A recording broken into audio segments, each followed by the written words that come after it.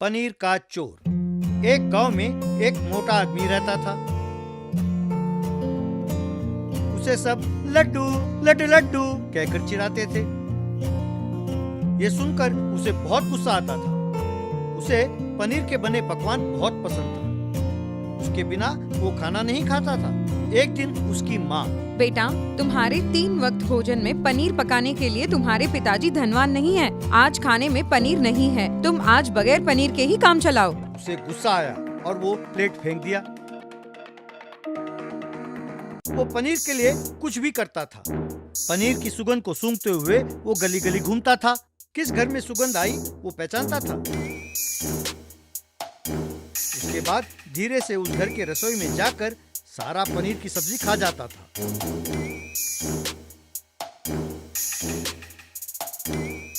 उस गांव में एक ढाबा था। वहाँ कई किस्म के पनीर की सब्जी बनते थे। माना जाता था कि वे बहुत स्वादिष्ट होते थे। एक दिन लड्डू ढाबे के सामने से गुजर रहा था। ढाबा को देखते हुए, आज गांव में किसी के भी घर में पनीर नहीं पकाया है। इस ढाबे में पनीर खाऊंगा तो मजा आ जाएगा, पर क्या करूं, मेरे पास तो पैसा है ही नहीं। ऐसा सोच ही रहा था कि एक आदमी आया और, साहब बहुत भूख लगी है, पैसे हो तो दे दीजिए। क्यों रे, मैं क्या तुम्हें एटीएम काउंटर दिखता हूँ? मैं ही पैसे के लिए रो रहा हूँ, ऊपर से तुम परेशान कर रहे हो। जाओ यहाँ से। वो जाने लगा तो लड्डू को एक उपाय सूझी। लड्डू, अरे अरे रुको, यहाँ आओ, तुम्हें पेट भर खाना है, यही ना? अगर तुम वैसा करो जैसा मैं कहता हूँ तो दोनों पेट भर खा सकते हैं। वैसे तुम्हारा नाम क्या है? वो, आप भगवान बनकर आए हैं, मेरा नाम पिंटू है, बोलिए क्या करना होगा? तब लड्डू अपना बटुआ दिखाते हुए, जहाँ तक मैं जानता हूँ इसमें कभी 1 रुपया भी नहीं मिला। अपना प्लान ये है कि हम दोनों उस ढाबे में जाएंगे, अनजानों की तरह आमने सामने बैठेंगे। तुम्हें जो पसंद है तुम खाओ, मुझे जो पसंद है मैं खाऊंगा। बाद में वेटर को बिल लाने के लिए कहेंगे। बिल भरने के ढोंग करते हुए मैं बटुए को टेबल पर रखूंगा। तब तुम खटक से वो बटुआ लेकर भाग जाना। मैं चोर चोर बटुआ ले गया कहकर चिल्लाऊंगा तो मुझे ये सोचकर छोड़ देंगे कि बेचारे का बटुआ चोरी हो गया है। ये तरकीब कैसा है? साहब, आपको यहाँ नहीं अमेरिका में पैदा होना चाहिए था, अब तक प्रेसिडेंट हो गए होते। इस तरकीब से हम हर रोज एक नए होटल में खा सकते हैं। अब देर किस बात की, चलिए खाते हैं, बहुत भूख लगी है। यूं दोनों ढाबे के पास आए, आमने सामने बैठे। वेटर उनके पास आया। लड्डू, तुम ही वेटर हो, मालिक नहीं है? चलो ठीक है ठीक है, मेरे लिए पनीर बिरयानी, पालक पनीर, पनीर 65, पनीर पकोड़े, तुम्हारे ढाबे में पनीर के जितने आइटम्स हैं सब ले आओ, जाओ। मेरे लिए chicken biryani, mutton biryani, chicken 65, non veg के जितने आइटम हैं सब ले आओ। बाद में दोनों डटकर खाने लगे। इतने में पिंटू को साथ वाले टेबल पर बटुआ दिखाई दिया। उसमें बहुत सारे नोट थे। वो आदमी कुछ खा रहा था। पिंटू ने सोचा, बटुआ चुरा कर भागने से अच्छा ये रुपए से भरा हुआ बटुआ चुराना है। उस लड्डू के बटुए में कुछ भी तो नहीं है, पकड़ा गया तो बहुत मार पड़ेगी, वो रिस्क ये बटुआ मार कर लेता हूँ। ऐसा उसने सोचा। वेटर, अरे वेटर, बिल लेकर आओ। पिंटू से, क्या सोच रहे हो? जो कहा है याद है ना? बटुआ निकाल कर टेबल पर रखता हूँ, तुम उसे लेकर भाग जाओ। वेटर ने लड्डू को बिल दिया। लड्डू ने बटुआ निकालकर टेबल पर रखा। पिंटू ने तुरंत उठकर पास वाले टेबल के बटुआ को लेकर भाग गया। यह देख लड्डू चौंक गया। पास वाले टेबल का व्यक्ति मेरा बटुआ लेकर भाग रहा है, चोर चोर कहकर चिल्लाया। तो लड्डू भी मेरा बटुआ लेकर भाग रहा है, चोर चोर, पकड़ो पकड़ो, मेरा बटुआ लेकर भाग रहा है कहकर चिल्लाने लगा। लोगों में खलबली मच गई। लड्डू और जोर से मेरा बटुआ लेकर भाग रहा है, मेरा बटुआ लेकर भाग रहा है, चोर चोर कहकर चिल्लाने लगा। तब बटुए का मालिक लड्डू के गिरेबान को पकड़ा। तू कौन है? वो मेरा पर्स लेकर भाग रहा है और तुम अपना पर्स क्यों कह रहे हो? इसे देखकर मुझे शक हो रहा है, इसकी तलाशी लें। तब एक आदमी, हाँ दोनों साथ ही आए थे, उन्हें ढाबे के बाहर बात करते हुए भी देखा। लगता है ये इनका प्लान है। तभी दूसरे ने लड्डू की जेब से बटुआ निकाल कर देखा और ये खाली है। चुपचाप बताओ तुम कौन हो? ये क्या सब मेरे पीछे पड़े हैं? उसे मेरा बटुआ ले जाने के लिए कहा था तो इनका बटुआ ले गया, उसकी गलती के बारे में नहीं कहेंगे? वो देखो, वो वहीं खड़ा है। बस जैसे ही लोग उस ओर मुड़े तो लड्डू वहाँ से भाग गया। यूं तेजी से दौड़कर वहाँ से चला गया। गलत रास्ते पर चलोगे तो अंजाम भी गलत ही होता है, सही कहा ना? पुलिस जोगाराव नाम का एक आदमी रहता था। वो अपने ऑटो में गैस सिलेंडर चढ़ाकर घर घर घूम के डिलीवरी किया करता था।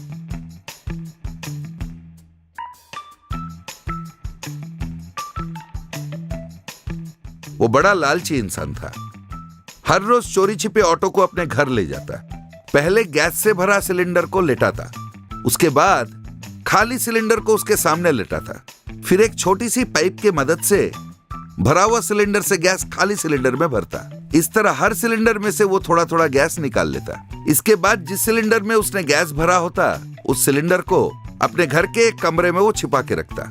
इसके बाद अपने ऑटो में वो घर घर गैस डिलीवरी करता। इस तरह जो सिलेंडर वो जमा करता, उन्हें ले जाकर ढाबे में बेचाता। एक बार एक ढाबे के मालिक से उसने कहा, महीने के 2 सिलेंडर ही तुम्हें सरकार देती है, पर मैं चोरी छिपे तुम्हें 2 और लाके देता हूँ। इस बार थोड़ा दाम बढ़ाओ, वरना मैं सिलेंडर देना बंद कर दूंगा, समझ गए? उस आदमी ने उसे पैसे दे दिए।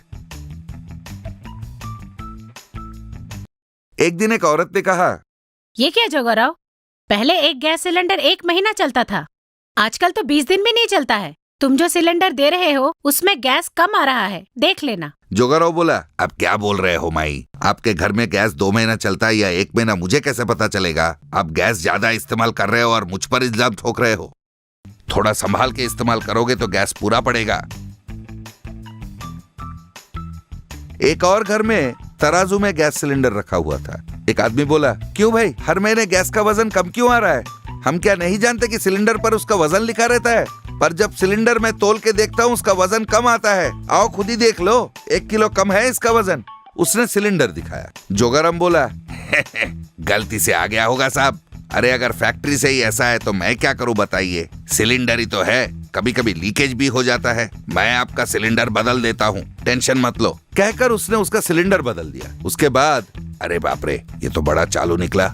आगे से ये फोन पे फोन करता जाएगा, पर इसे सिलेंडर नहीं दूंगा। जोगाराव का बेटा था जिसका नाम था पाची। एक बार वो घर के सामने बॉल से खेल रहा था। बॉल जाके उस कमरे के सामने गिरा जहां सिलेंडर छुपाए हुए थे। उसने बॉल लिया, फिर खिड़की से झांक के अंदर देखा। अंदर इतने सारे सिलेंडर्स देखकर वो आश्चर्यचकित हो गया। इतने में जोगाराम अपना ऑटो लेकर घर पहुंचा। उसने ऑटो में से देख लिया था कि पांचू झांक के देख रहा है। तुरंत जोगाराव ने चिल्लाया, ए, वहां क्या कर रहा है, इधर आ। वो चिल्लाया। पांचू उस ऑटो के पास आ पहुंचा।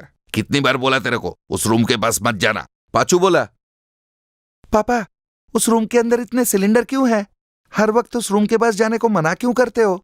जोगाराव बोला, चुप कर और जो मैं कहता हूं कर। ज्यादा बात करेगा तो 2-4 पड़ेगी तेरे को, चल जा यहां से। उसने बच्चे को डांट दिया। उस साल दीपावली का त्योहार आया। घर पर आतिशबाजी देखकर पांचू ने कहा, क्या माँ, हर साल पापा सिर्फ फुलझड़ियां ही लाते हैं, मुझे बम और रॉकेट चाहिए। हर वक्त फुलझड़ियां लाते हैं, मुझे नहीं चाहिए। उसकी माँ बोली, जाकर अपने पिताजी से मांग, मेरा दिमाग मत चाट। तू जानता है ना वो बॉम्ब और रॉकेट नहीं खरीदते हैं। हर बार मेरे पास आके क्यों चिल्लाता है? घर में आतिशबाजी नहीं चलेगी, गेट के बाहर जाके करना, ये भी बताने को कहा है, भूलना मत। इसके बाद पांचू ने पास के घर के बच्चे को बहला फुसलाकर उससे एक रॉकेट लिया। शाम को सबने आतिशबाजी करना शुरू किया। घर के गेट के बाहर जोगाराम, उसकी बीवी और पांचू ने भी आतिशबाजी शुरू की। इतने में पांचू चुपके से गया, एक शीशी लाकर उसने उसमें रॉकेट रख दिया। ये देखकर जोगाराम घबरा के पूछा, ए, तुझे वो रॉकेट कहां से मिला? मैंने तुझे रॉकेट चलाने को मना किया था ना। रुक रुक। पांचू बोला, क्यों, मैं क्यों नहीं रॉकेट जलाऊं? बाकी सारे बच्चे तो जलाते हैं। इसे मैंने अपने दोस्त से लाया है, मुझे रोकना मत, कहकर उसने रॉकेट जला दिया।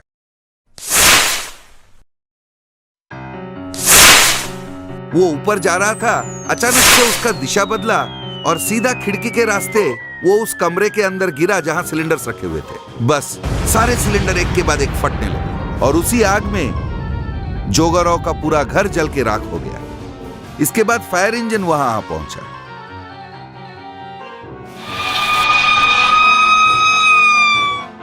फिर फायर इंजन वालों ने पानी से आग बुझाया। ऑफिसर पूछा, इतने सिलेंडर तुम्हारे पास कैसे आए? इतना घना इलाके में इतने सिलेंडर रखना गैर कानूनी है, तुम्हें पता नहीं है? मैं अभी पुलिस बुलाता हूं, कहकर उसने पुलिस को फोन कर दिया। इसके बाद पुलिस आए और जोगाराव को अरेस्ट करके वहां से ले गए। जेल के पास आकर पांचू ने कहा, मुझे माफ कर दो पापा, ये सब मेरे वजह से हुआ है। जोगाराम बोला, अरे रे, ये सब मेरे वजह से हुआ है। लालच बढ़ गया और गलती कर बैठा। उस दुर्घटना में हमें या पास वाले को कुछ हो जाता, सोचते ही मुझे डर लग रहा है। आगे से ऐसे कुकर्म मैं नहीं करूंगा। जेल से रिहा होने के बाद जोगाराव सच्चाई और धर्म के रास्ते जीने लगा।